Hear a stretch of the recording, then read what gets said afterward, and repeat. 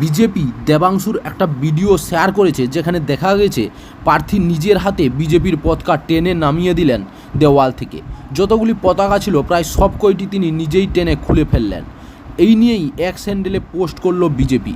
তারা লেখে সাধারণত তৃণমূল গুন্ডাদের নিয়োগ করে এবং অথবা রাজ্য পুলিশকে বিজেপির পতাকা নামতে ব্যবহার করে, কিন্তু এখন দেবাংশু ভট্টাচার্য তমলুক থেকে তৃণমূলের লোকসভা প্রার্থী নিজের উপর দায়িত্ব নিয়েছেন। এটা কি মমতা বন্দ্যোপাধ্যায়ের গুন্ডা প্রশাসনের দখল হারানোর লক্ষণ, নাকি একজন লুটকে টিকিট দেওয়া ঘটনা?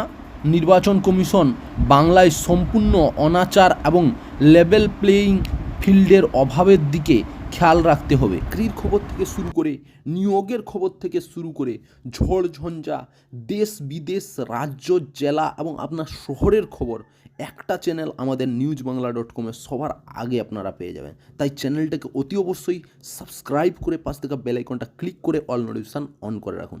জয় হিন্দ, জয় ভারত।